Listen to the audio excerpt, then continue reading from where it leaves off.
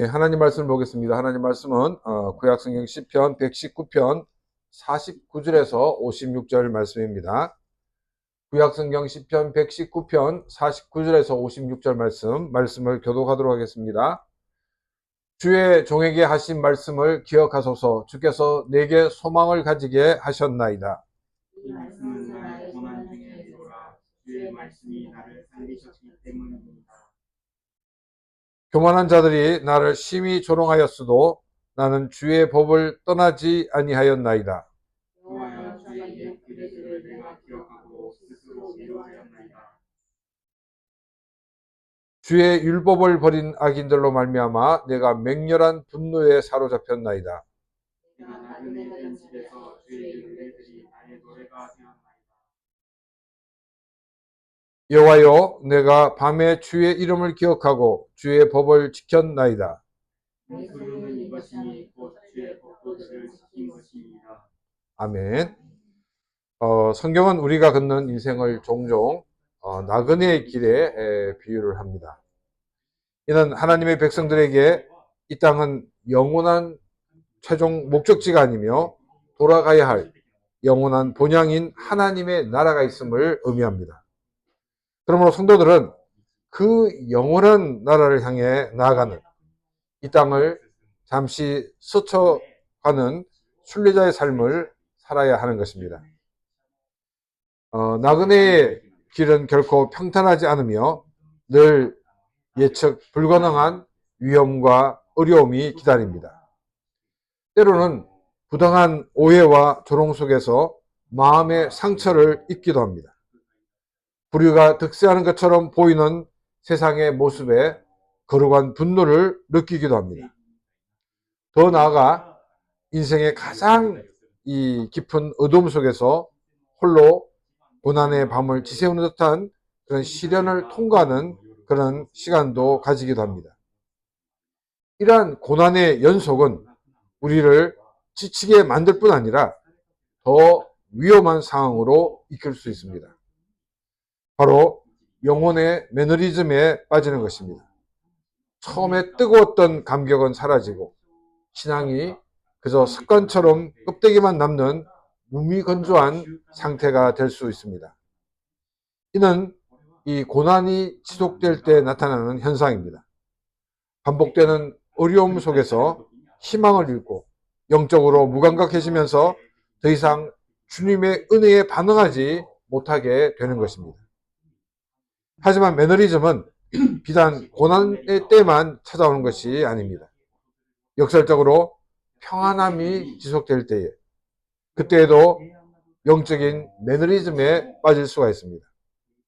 모든 것이 순조롭게 흘러갈 때 우리는 주님의 은혜를 잊고 자기 만족에 빠지기 쉽습니다. 감사함이 사라지고 영적인 훈련을 게을리하며 안일함 속에서 우리의 영혼은 서서히 무뎌져 갈 수 있습니다. 결국 우리의 나그네 길은 고난 속에서든지 평안 속에서든지 항상 매너리즘이라는 영적 함정에 노출이 되어 있습니다. 중요한 것은 이러한 영적 침체를 인지하고 우리의 영혼을 깨어있게 하는 것입니다. 고난 속에서는 인내와 소망으로 주님을 의지하며 평안 속에서는 겸손과 감사함으로 주님을 기억해야 됩니다. 오늘 우리가 함께 묵상할 시편 119편 49절에서 56절의 시편 기자는 이 모든 고통의 한복판에 서 있는 사람입니다. 그는 고난받는 나그네였고 조롱당하는 성도였습니다. 그러나 그는 절망의 자리에서 주저앉지 않았습니다. 그는 어두운 나그네 길에서 노래를 불렀다고 고백을 하고 있습니다. 무엇이 그의 고난을 노래로 바뀌었을까요? 무엇이 그의 매너리즘을 깨고 영혼을 다시 살려내게 했을까요? 오늘 말씀을 통해서 우리의 인생을 노래로 바꾸게 하는 키를 발견하고 우리의 가장 가치 있는 소유가 무엇인가를 깨닫고 함께 붙드는 은혜의 시간이 되기를 바랍니다. 49절 말씀입니다. 주의 종에게 하신 말씀을 기억하소서. 주께서 내게 소망을 가지게 하셨나이다. 시편 기자는 하나님께 당신이 종에게 하신 말씀을 기억해 달라고 간청을 합니다. 우리가 어려움을 만나 기도를 드리지만 문제가 빨리 해결되지 않는 경우 우리가 의문을 가질 수 있습니다. 하나님이 혹시 나를 잊어버리신 게 아닌가? 혹은 나의 기도를 잊어버리신 것이 아니실까? 이 기억해 달라는 이 말은 이와 같은 심정에서 말하지 않았나 우리가 생각할 수가 있습니다. 전지전능하신 이 하나님이 약속을 잊을 리가 없는데 왜 시편 기자는 이렇게 기도를 드리고 있을까요? 이 기도는 하나님의 망각을 지적한 것이 아닙니다. 이 간절한 부지런지점 속에는 두 가지 중요한 영적인 그런 상태가 담겨 있습니다. 첫 번째는 뭐냐면 시편 기자는 지금 극심한 어려움 가운데 있다는 사실입니다. 두 번째는 그러한 어려움 가운데서도 오직 하나님 말씀만을 붙들고 이겨내고 있다는 것입니다. 그가 말씀을 붙들고 있지만 현실의 어려움은 여전히 지속되고 있었습니다. 그래서 하나님 이 고난을 속히 끝내주십시오. 약속하신 대로 말씀을 붙들고 사는 자가 승리하는 모습을 세상에 보여주십시오라고 부르짖는 기도가 바로 이 기도인 것입니다. 이 기도는 망각에 대한 불평이 아니라 약속의 성취를 위한 절박한 간구였던 것입니다. 그 다음에 시편 기자는 왜 이렇게 말씀이 이루어지지 않는 것처럼 보이는 절망적인 상황에서도 말씀을 놓지 않았을까요? 본문 하반절이 그 대답을 주고 있습니다. 주께서 내게 소망을 가지게 하셨나이다. 그가 붙들고 있는 이 말씀은 단순한 문자가 아니었습니다. 그것은 그의 영혼에 소망을 심어준 살아있는 말씀이었습니다. 하나님 말씀은 우리에게 지금 당장의 답답한 현실을 넘어서는 영원하고 복된 미래에 대한 소망을 주고 있습니다. 하나님의 말씀을 통해 그 말씀을 붙든 자들이 결국 어떤 위대한 승리가 될지 미리 보여주신다는 것입니다. 그렇기 때문에 시편 기자는 고백하는 것입니다. 지금 내 눈앞의 현실은 절망적일지라도 나는 주님이 하신 그 말씀, 주님이 나에게 주신 그 말씀을 포기하지 할 수가 없다는 것입니다. 하나님 주신 말씀을 통해 이 하늘의 소망을 붙잡은 사람들은 어떤 삶을 살았을까요? 그들은 자신의 목숨까지도 아낌없이 내어놓는 순교의 자리까지 나아갈 수가 있었습니다. 왜냐하면 그들에게는 죽음보다 더 큰 하나님 나라에 대한 소망의 말씀이 그들 속에 있었기 때문입니다. 그렇다면 오늘 우리는 어떻습니까? 지금 우리가 사는 이 시대는 물론 특정 국가를 제외하고는 우리에게 순교를 요구하고 있지 않습니다. 하지만 안타깝게도 많은 크리스찬들이 일상의 작은 손해 앞에서도 쉽게 무너지고 불평을 합니다. 왜 이런 현상이 나타날까요? 그것은 하나님의 말씀을 통해 하늘의 소망을 굳게 붙잡지 못하고 있기 때문입니다. 21세기를 살아가는 우리에게 가장 필요한 것은 화려한 프로그램이나 세상의 성공이 아닙니다. 우리에게 절실히 필요한 것은 바로 하나님의 말씀을 통해 흔들리지 않는 소망을 붙잡는 것입니다. 그러면 하나님은 우리에게 어떻게 이 소망의 말씀을 주고 계실까요? 이 어거스틴의 경우에는 자기가 엄청나게 고민하고 있을 때 성경을 집어들어 읽어라. 이 음성을 듣고 성경을 펴서 읽는 가운데 그가 변화되었다라고 말하고 있습니다. 이처럼 아주 극적인 음성이 들릴 수도 있습니다. 그러나 대부분의 경우는 하나님은 그렇게 인도하고 있지 않다는 것입니다. 하나님은 우리가 매일매일 말씀을 읽고 묵상하는 그 일상 가운데 말씀하고 계십니다. 하나님 우리가 오늘 아침에 읽은 그 말씀을 통해 나에게 개인적으로 말씀하시고 그 말씀을 통해 내일의 소망을 주고 계십니다. 제가 군에서 경계 근무를 설 때에 추운 겨울 정말 홀로 보초를 서면서 주머니 속에 작은 성경 암송 카드를 꺼내 외웠습니다. 정말 그때 그 외웠던 그 말씀 한 절 한 절이 제 마음을 흔들었고 제 삶을 붙들어 주었습니다. 제가 선교사로 헌신했을 때 그때 파송교회도 없고 협력교회도 없었습니다. 저는 기도원에 올라가 기도하였습니다. 하나님은 정말로 거창한 환상을 저에게 보여주시는 것이 아니었습니다. 매일매일 하던 그 큐티 말씀을 통해 저에게 말씀을 해주었습니다. 믿고 순종할 때 내가 일한다 라고 이렇게 말씀을 주었습니다. 제가 이렇게 지금까지 이렇게 살아가는 가운데 여러 가지 고비를 만날 때마다 하나님은 제가 읽고 묵상하는 그 말씀을 통해서 저를 위로해 주셨고 또한 저의 길을 보여주었습니다. 하나님은 멀리 계시지 않습니다. 우리가 큐티를 통해 펴서 읽는 그 말씀 속에서 하나님은 우리를 만나기를 원하고 계십니다. 사랑하는 성도 여러분, 하나님의 음성을 듣기 위해 특별한 사건을 기다리지 마시길 바랍니다. 우리가 매일 읽고 묵상하는 그 말씀을 통해서 말씀하시는 하나님의 세미한 음성을 들으시기를 바랍니다. 그리고 그 말씀을 통해 하나님 주시는 하늘의 소망을 굳게 잡으시기를 바랍니다.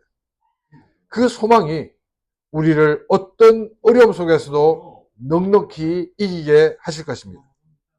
그 소망의 말씀으로 믿음의 승리를 거두는 복된 삶이 되시기를 주님의 이름으로 축원합니다. 우리는 모두 신앙생활의 여정 속에서 매너리즘이라는 그 함정에 빠지기가 쉽습니다. 처음 예수님을 믿을 때는 구원의 기쁨과 감격으로 모든 것이 새로웠습니다. 그러나 한 해 한 해가 지나가면서 그 뜨거웠던 기쁨과 감격은 점차 식어지고 신앙생활이 그저 습관처럼 이런뿐인 모습으로 남게 될 때가 있습니다.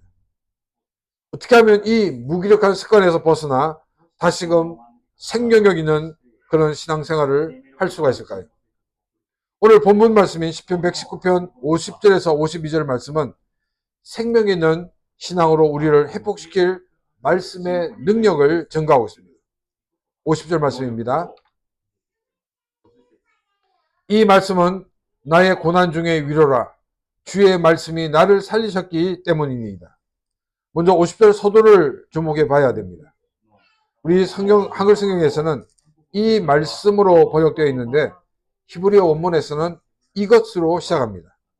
여기서 이것은 뭘 가리키냐면 바로 49절에서 내게 소망을 가지게 한 그 말씀을 말하고 있습니다.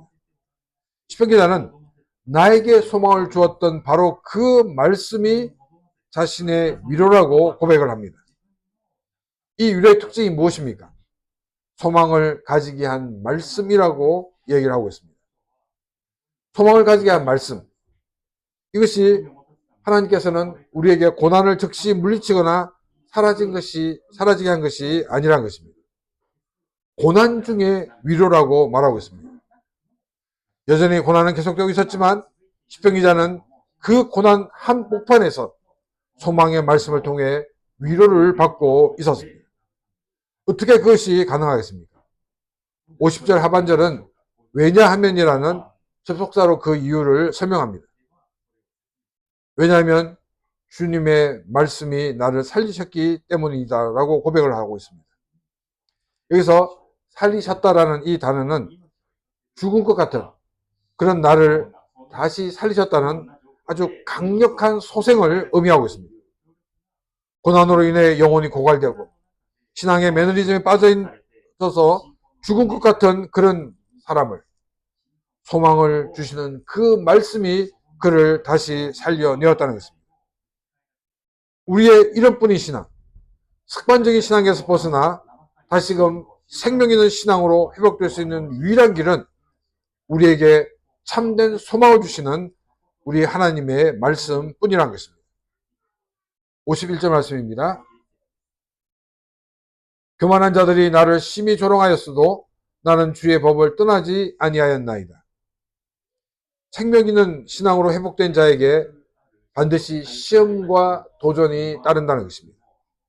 51절에 교만한 자들은 단순히 이 거만한 사람들을 말하고 있는 것이 아닙니다. 이들은 하나님의 말씀을 알면서도 의도적으로 불순종하며 오히려 그 말씀을 붙들고 살아가는 사람들을 핍박하는 사람들을 말하고 있습니다.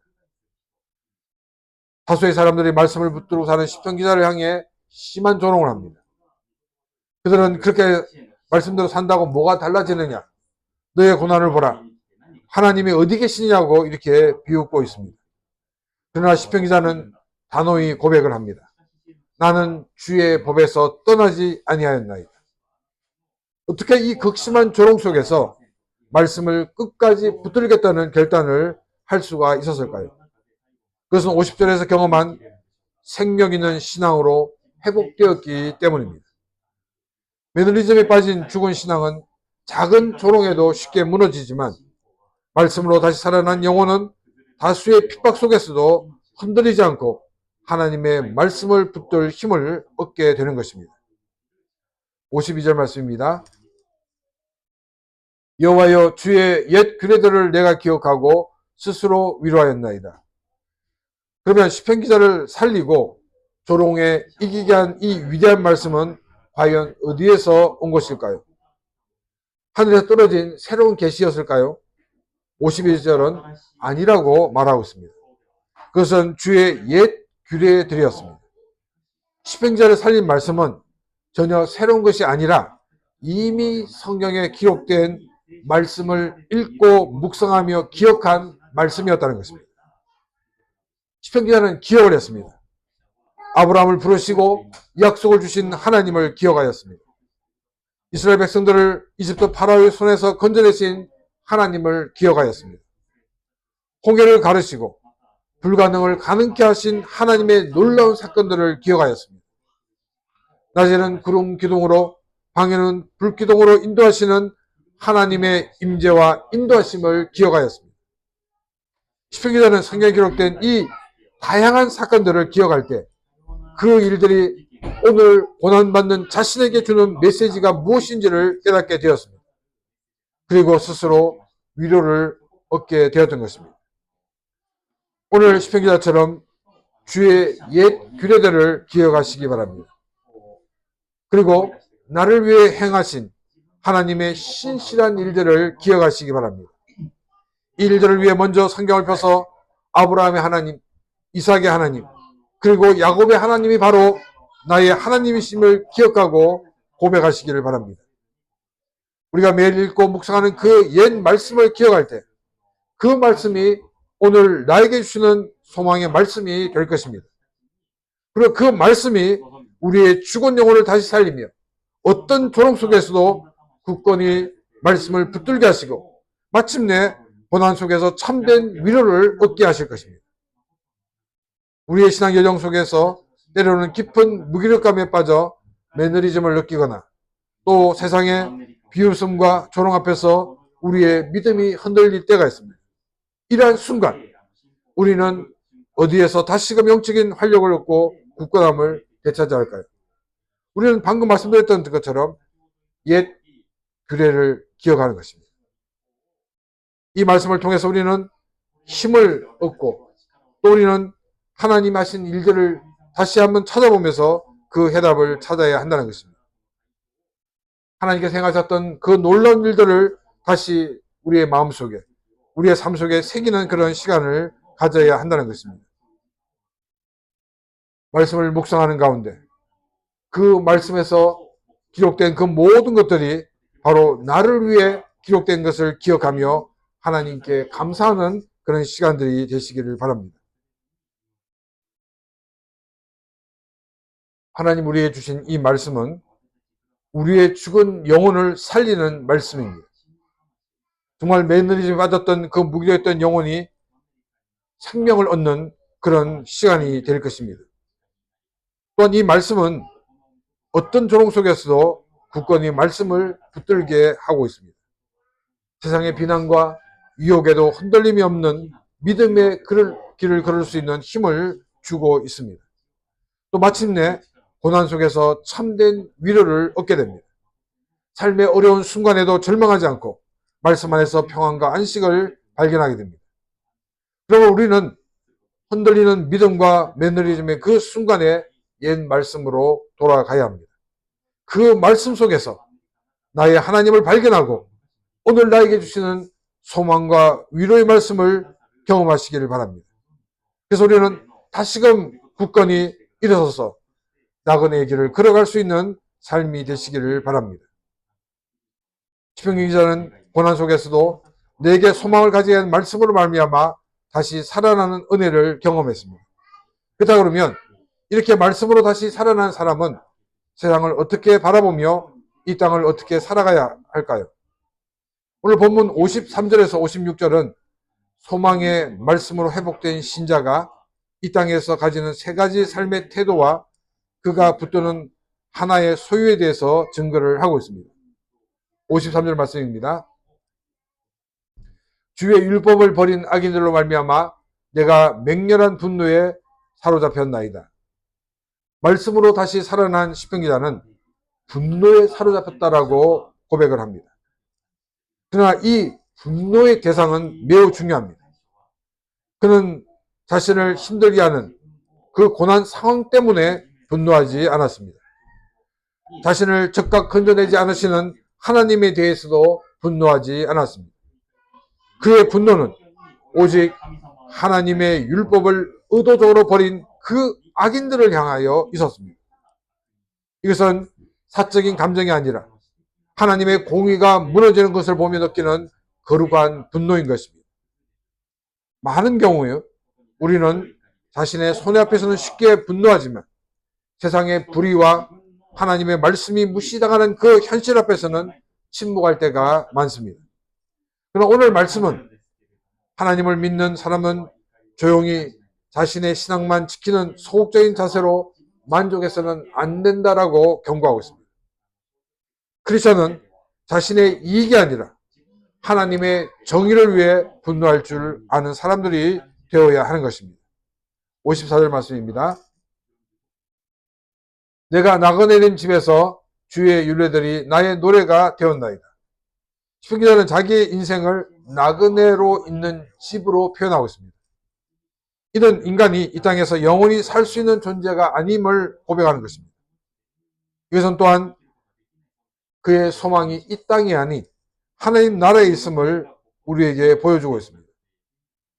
나그네의 집에서 악인들의 심한 조롱을 받고 있습니다. 이런 상황에서 하나님의 말씀을 지키며 사는 것은 결코 쉬운 일이 아닙니다. 그러나 시편 기자는 놀라운 고백을 합니다. 주의 율례들이 나의 노래가 되었나이다. 여기서 율례는 우리가 지켜야 할 의무와 법도를 뜻합니다. 그런데 무겁게 느껴질 수 있는 그런 의무가 노래가 되었다라고 고백합니다. 이 노래는 단순한 이 흥얼거림이 아니라 악기로 연주되는 기쁨으로 가득 찬 찬양을 말하고 있습니다. 이것이 가능한 이유는 무엇 때문이냐면 바로 나그네라는 정체성을 가졌기 때문입니다. 이 땅이 끝이 아니라 바로 본향을 품고 가는 사람이기 때문에 그 하나님의 말씀을 들을 때마다 하나님을 찬양할 수밖에 없다는 것입니다. 그리고 그 삶 자체가 하나님을 향한 거룩한 찬양이 되는 것입니다. 55절입니다. 여호와여 내가 밤에 주의 이름을 기억하고 주의 법도를 지켰나이다. 낮에는 노래가 되었는데 그의 삶의 밤에는 어떻게 되냐면 주님의 이름을 기억했다라고 고백하고 있습니다. 여기서 기억한다라는 것은 단순히 우연히 떠오르는 것을 얘기하고 있는 것이 아니라 적극적으로 마음에 새기고 묵상하는 의지를 말하고 있습니다. 이 밤이라고 얘기할 때 이 시간적인 의미가 있습니다. 보통 이제 우리 낮에는 활동을 하고 밤은 아무것도 하지 않습니다. 요즘은 밤에도 이렇게 움직이지만 옛날에는 해가 지면 그냥 집에 가만히 있었습니다. 지금 아무것도 할 수 없는 그런 이 밤을 상징하고 있습니다. 또 이 밤은 우리의 인생에 힘들고 어려운 시기, 이 고난의 시간을 말하고 있습니다. 가장 어둡고 힘든 밤을 이길 수 있는 힘이 어디서 오는가? 그것은 성경을 통해 하나님이 하셨던 일을 기억하고 하나님이 어떤 분인가를 우리가 의지적으로 기억할 때 그것이 가능하다는 것입니다. 그리고 이 하나님의 말씀을 지킬 수 있는 원동력이 바로 밤마다 읽는 그 말씀을 통해서 우리에게 주어지는 것을 보고 있습니다. 낮에 순종이 가능했던 이 모든 것들이 밤에 읽었던 그 말씀이라고 성경은 우리에게 보여주고 있는 것입니다. 56절입니다. 내 소유는 이것이니 곧 주의 법도들을 지킨 것이니이다. 마지막으로 시편 기자는 이 모든 삶을 통해 자신이 얻은 소유가 무엇인지를 우리에게 보여주고 있습니다. 이 56절을 직역하면 이렇게 됩니다. 이것이 나의 것이 되었습니다. 왜냐하면 내가 당신의 법도들을 보물처럼 지켰기 때문입니다. 시편 이 기자에게 가장 가치 있는 것, 그의 유일한 소유와 자랑은 돈이나 명예가 아니었습니다. 그가 받은 가장 큰 복은 바로 하나님의 말씀을 지킬 수 있었던 삶, 그 자체였던 것입니다. 여러분의 자랑은 무엇입니까? 여러분의 가장 큰 소유는 무엇입니까? 하나님을 모르는 사람들은 돈과 명예를 자랑할 것입니다. 근데 우리는 하나님을 믿는 사람으로서 내 인생이 하나님의 소유가 된 것에 대해 감사하는 그런 사람이 되어야 하는 것입니다. 우리는 내가 하나님의 말씀 가운데 거할 수 있다는 이 자체, 이것이 나의 가장 소중한 보배가 되고 소유가 되는 그런 삶이 되시기를 바랍니다.